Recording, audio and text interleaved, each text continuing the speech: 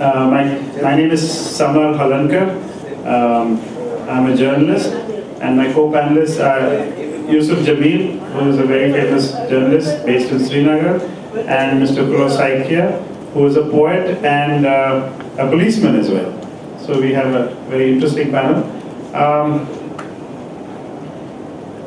At the dawn of independence, there were about more than 500 states that made up what was then the colonial dominion of India.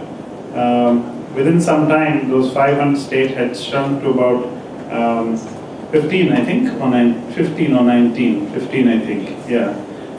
And it stayed that way for many years. Today we are pushing 30, and there are demands for at least 15 others. So in a sense, we've come around full circle. I think what's happening is that there is a growing tide of aspiration which is evident across society, across the economy, and that is also manifesting itself in cultural nationalism as well. Now the point that I want to make about people's cultural affiliations is that I don't think they ever die. I think the former Yugoslavia is a prime example of a state that was cobbled together with nationalities that stayed perfectly in peace. It was a society that was relatively progressive, but finally it all fell apart almost overnight, and there were former neighbors, friends, family even, who were at each other's throats very, very quickly. So the question I want to ask today is that with so much turmoil evident in India, with 1,000 insurgencies running all across India, is there a possibility that we may be headed back again for 500 states, each one this time more independent than the other? Is there any way the Indian Union can hold together? If it does hold together, in what form might it be able to hold together? Shall we start with Yusuf? I don't know actually will happen in future, but as far as Kashmir is concerned, we have problems, and you know that. And when I say that we have problems, I'm talking about Kashmiri Muslims only, because you don't have any problems as well as the people of Jammu necessarily Hindus as the Dogras are concerned. You don't have any problems with the Ladakis. You don't have any problems with Kashmiri Pandits. They are as Dogras and Ladaki Buddhists, they are as good citizens of India as anyone else. May not be better. But the problem is with Kashmiri Muslims, they are not happy. They are not happy, and they don't want to remain with India. I'm talking about majority within the majority, because they form the majority of the population, and then there may be voices here and there, and you have people who are contesting elections, who are participating in elections, who are ruling the state. I'm not talking about them. And the fact is, whenever they are out of power, they also talk about the aspirations of Kashmiri people. So the sentiment is there, and unless and until you address that sentiment, I don't think Kashmiris will feel part of India. I don't think Kashmiris will feel part of India, and you will continue to have problems. And how to go about it? I mean, you have, I said the other day that you have missed many, many opportunities to own the people of Kashmir. Kashmiri Muslims, I would, again say.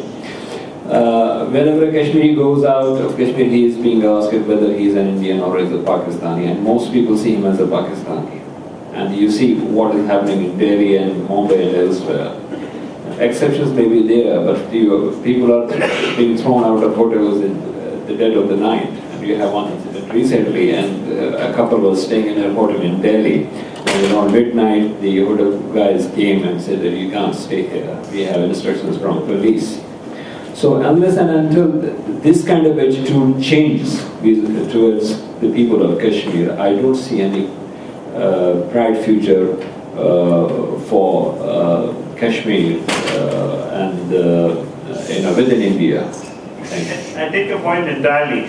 What would happen if that attitude changed? Because even before this attitude began, The aspiration was already there. The aspiration was already there, and whether you call it a blunder or what, I mean, you promised them something in 1947, and you haven't been able to give them that.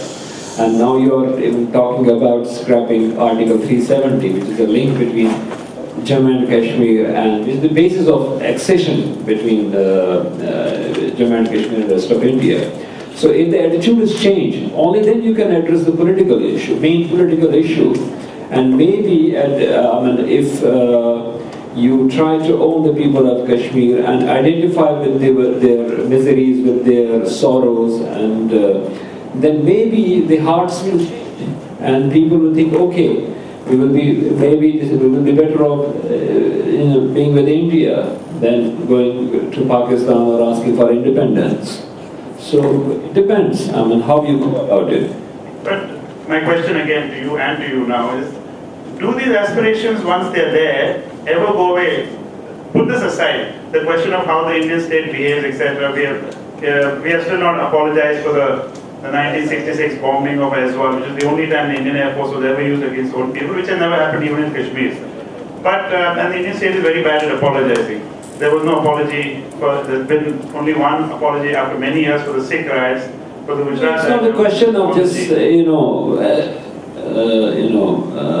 saying sorry, what we did was wrong. Yeah. It is the question of changing your attitude, what you are going to do next. Yeah, no, I'm trying to take it beyond that. What we're going to do next, even if all these issues were to be addressed, on how the soldier on the street behaves, how many of these cases are treated, how Kashmiris, for example, are treated outside Kashmir, etc.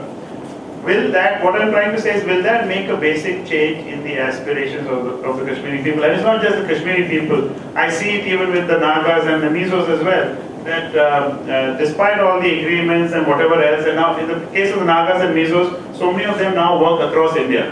In Bangalore, where I live, for example, the churches have their special Mizo services. Nagas and Mizos have in fact taken over a lot of the hospitality industry, and a lot of industries have come in. But the point is, none of this prevents Naga nationalism from continuing, and perhaps will not stop at all. So my point, I'm trying to take it even beyond that.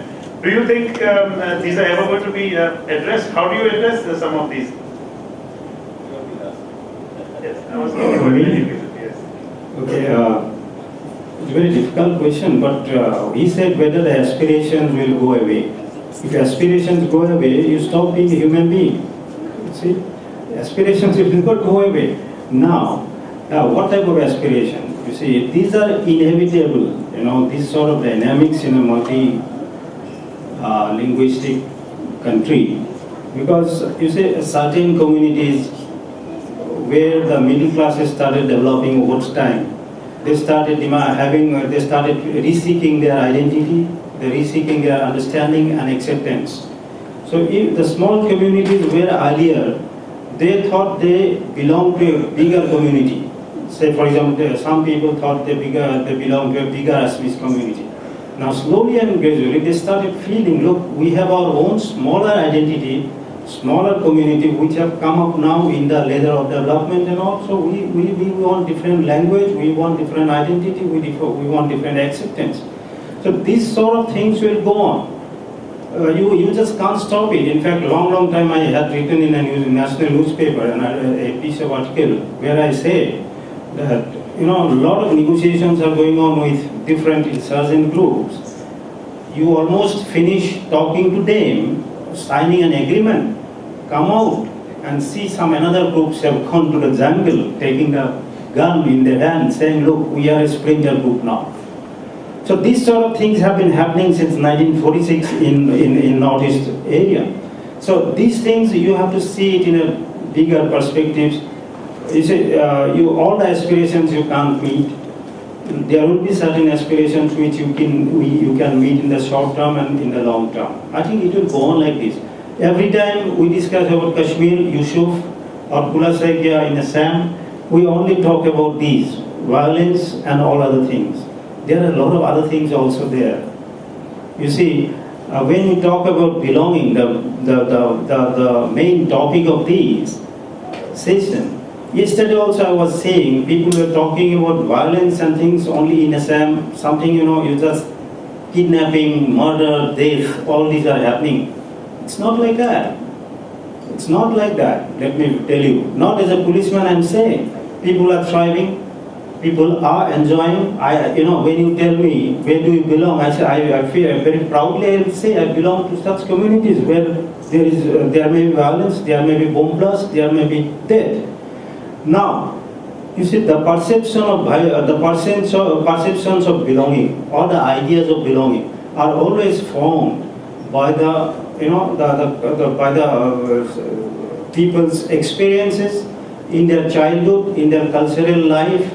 All these sort of things will, form, or will constitute, or your belongingness will emerge out of these. So in that situations, let us find out how, as a writer, when somebody was asking me in dining hall, so he was asking me, "You are a policeman, you started writing?" I said, "I have not started writing, or started writing long back. Then I joined police service." He said, "If you are people like Keki Daruwala, you and all start writing, then what will happen to us, the professional writers?" I said, "Writing is such a big space, anybody can join. Let us join together and flock together." Now, I'm saying these things because when I feel I belong to a community, when I say I belong to a group, when I say I belong to a particular subnational existence, actually I talk about the values, I talk about the ideas, I talk about the relationship in that community group. So let us understand all these, and I'll get back to you again, because you would like to hear from Kashmir point of view. Yes, I would like to say one thing as far as Kashmir is concerned. I mean, you have violence. You had violence in Punjab. You have violence in northeastern states. I mean, that's not the question. As when you talk about Kashmir, yesterday somebody was talking, how it was. How things were, bad things were taking place in Assam, and I said that आपका गम सुन के मैं अपना गम भूल गया. I mean, in some cases we have less, problems than you have in Assam and others. But Kashmir, as far as Kashmir is concerned, it's a political issue. Nobody can deny the fact it's a political issue, because it's still on the agenda of United States Security Council. Part of Kashmir is with Pakistan, and you have regional tensions. You have, made a pledge on international level that we will address the issue of Kashmir. We will go to the people and ask them whether they would like to go to Pakistan or remain with India. So it's a different issue, altogether different issue than what you had in Punjab and what you have in Northeast. So that brings me back again to my original point. I'm glad you said that, because it comes back to my original point. Because if you address those aspirations, if you try to keep the promises that you made, then in that case you open up a whole Pandora's box. I mean, very realistically, and this is my view, of course you can disagree, a plebiscite in a place like Kashmir, what will it do immediately to India itself? The moment Telangana was announced, there was immediate and instant violence in Borderland, in Gorkhaland, and various other places. The various other aspirations that have been submerged, crushed, whatever else you call it, whether it's Naga nationalism or anything else, will instantly come bubbling to the surface, which again brings me back to the point of what is then the future for India, and how in managing aspirations like this.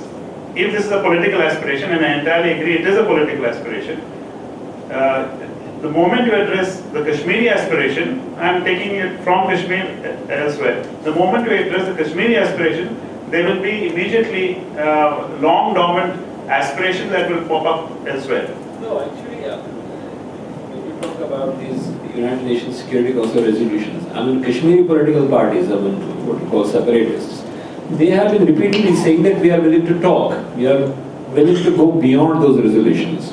Let us sit together. But the only condition that they are putting forth is that you really should accept that this is a dispute.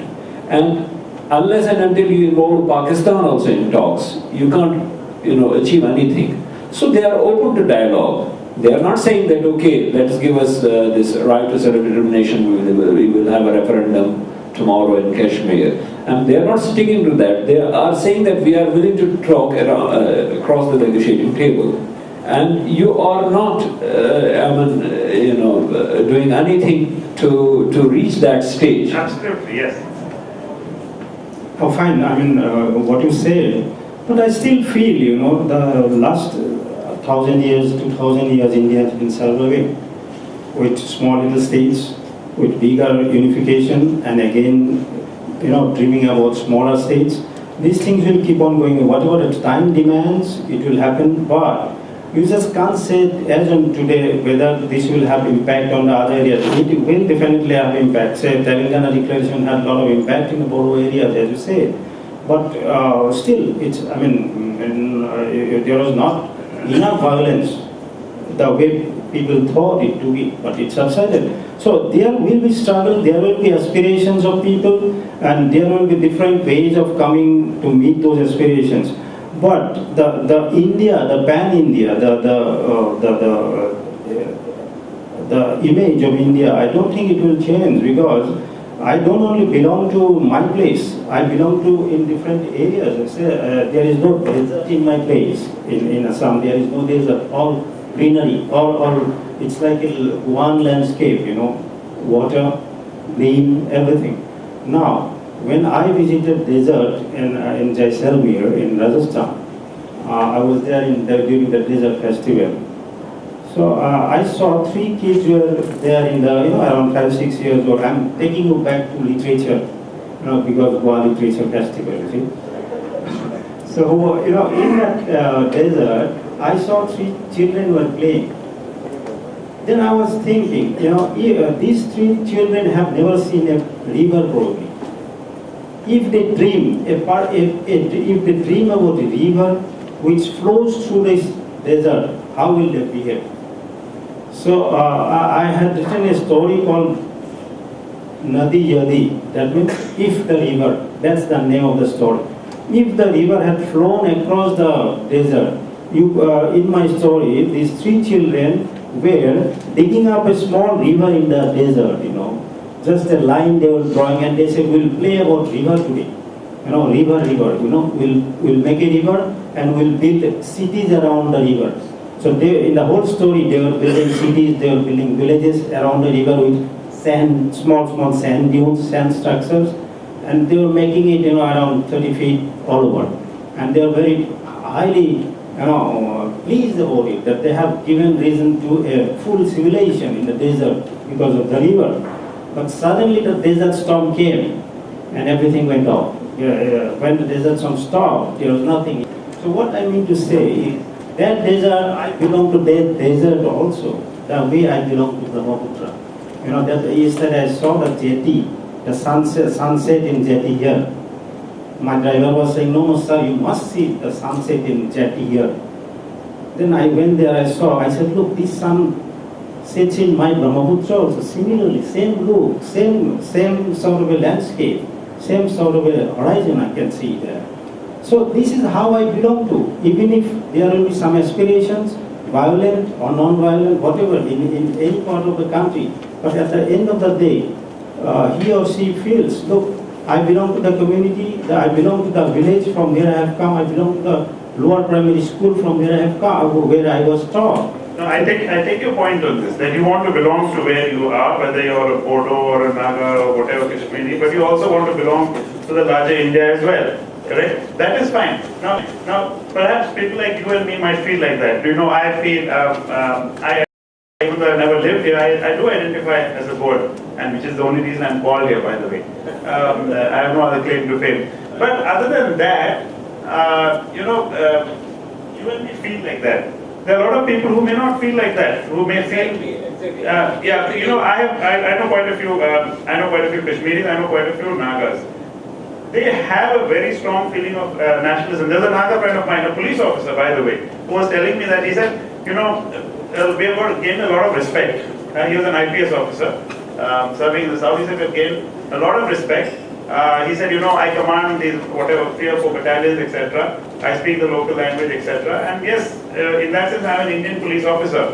But he said, when I go to sleep, he said, I'm always a Naga first. And he said, I know, I always wish it, but I know that Nagaland will never be created because it will mean completely taking apart the states around it. Realistically, he said in my heart, I want Nagaland, but he said, no, it will not. But if you keep telling these people that I am a policeman, they will feel they are in my police custody. It's not very good. If you have this kind of feeling, there are people who think, system, think that the universe is the universe. If you have this kind of thinking develops, then you have no problems. You have no problems. Yes. And how to go about it? I mean, that's why I will come back to my the point that I tried to raise earlier, is you have to own the people, you have to identify with their sorrows, you have to identify with their miseries, you have to tell them that I'm part of you and you are part of me. And if that happens, all your problems are over. Political problems I'm talking about. What is it? He says that a Naga police officer, by the end of the day, while sleeping, he feels he is a Naga. So what is the problem here? Where is the problem? Use of being a policeman, if he feels, okay, I'm a Kashmiri, if he feels he's a policeman but he's a Goa, if I feel I'm a civil servant but I don't want an independent country. A Naga or a Kashmiri may say, I want an independent country. The moment you talk, you are a Naga, that doesn't mean that you are independent away from India. All sub-nationalities in India, all small nationalities in India, they have started learning their own identity. Please allow them. If you want to suppress them, there will be more problem. You ask them, they can develop their language, they can develop their culture, then only probably there will be more integrity and integration of India. And in fact, you see, when you talk about the future part of it, the different ways of belonging, the future. Future, I do not know if you have talked about the future, the different problem, I'll just show it to you. You see, in a wirelessly world today, how far these type of things are going to be relevant. A small community, big community, or whether I belong to my own place or whether I belong to a virtual community in the net. Because all my friends are in the net, all my issues are in the net, everything is the net, everything in the in social media, whether I belong to that virtual community or I belong to the community around me. These are going to be issues in future, and I think we should be ready about it, whether small nationalities or bigger nationalities or in a global context. The wireless connectivity with social media. We are almost out of time, so if anybody has questions or comments, yes. Yeah.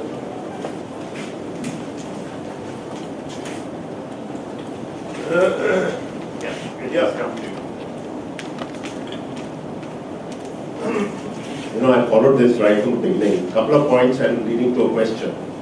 One is that there is no end to subdivision of, in quotes, identity. Because I think in the modern world, the question of identity should not be confused with the question of ethnic identity. You can have all kinds of identities, but also even in ethnic identity, there is no end to subdividing. You can atomize it to the lowest level. North Goa, South Goa. That can become an identity. I mean, and in North Goa also there would be all kinds of splinters. So that's part one.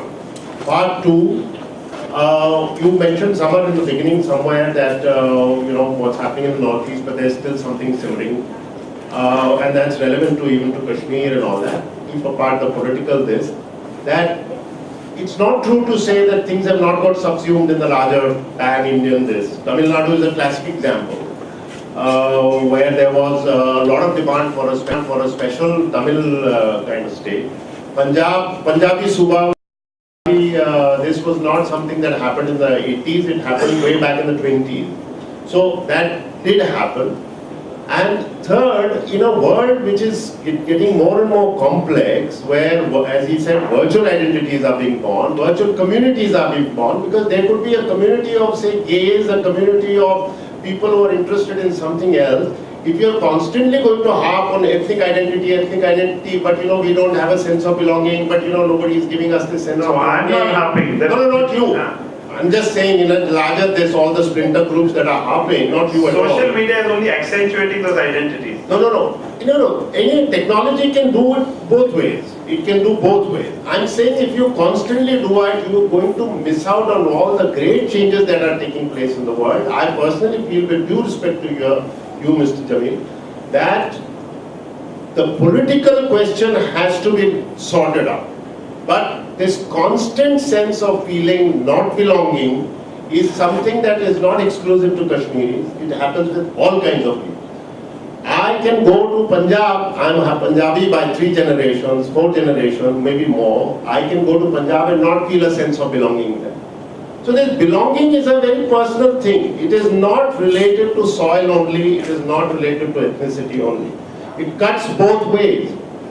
I think that many of these questions are going to not become irrelevant, but continue with us through the rest of this. So I personally think that my question to both of them basically is there any end to this?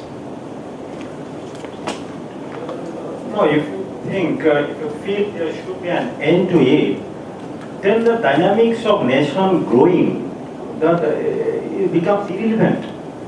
You see, when I don't know, why we always want the end of any amount of conflict. The conflict makes us internally strong also, The dynamics, if you do not allow such type of dynamics, then the nation building will not be on a tougher pedestal. That is what I feel. You allow certain amount of conflicts, you allow certain amount of dialectics, That's what. I think as far as Kashmir is concerned, the simple thing that you can do is talk to the people. Talk to the people, talk to their genuine representatives and see what happens.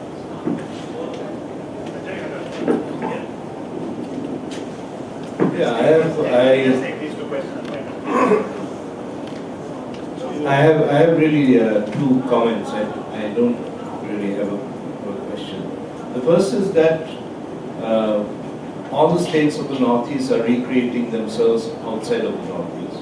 This is something that we see every day, whether you're in Bombay, Bangalore, Delhi, Goa, Calcutta, wherever. People migrate, people find a place for themselves, they know the need to compete. They may not be happy at leaving what they have behind, but in many cases, like in Manipur and Nagaland, they leave because of a sense of fear and insecurity. But in the process, they remake themselves, they reshape their own communities and destinies. That's one. And that's a pretty dynamic process. It's accentuated in the past years. In Delhi, you have something like 3 lakh people from the Northeast living there. Large constituency. The second point is that I think, partly referring to what Siddharth said and your responses, it's also, I think the demand for a separation or whatever, different sub-nationalisms, grows also from the way you think you've been treated, or the sense of treatment, as well as the reality of the treatment, as well as what you are. Whether you are taken with dignity and honor, or you are just treated like a bag of goods or football to be kicked around. People have gone through hell. I can't talk about Kashmir because I haven't been there for a few years. But in Nagaland and Mizoram, villages were bombed and burned by the army on order. The Mizoram was once a district of Assam where 2/3 of the community was displaced by security forces, herded into barbed wire camps, and which are then called regroup villages. And it was, Aizawl was bombed for 3 days by the Indian Air Force. What are you talking about? There is a sense of distance because we are not treated at the same level. Would anybody go and bomb Chandigarh or even Srinagar? Yeah, before you came in, we referred to the bombing as well. And last question here, or comment.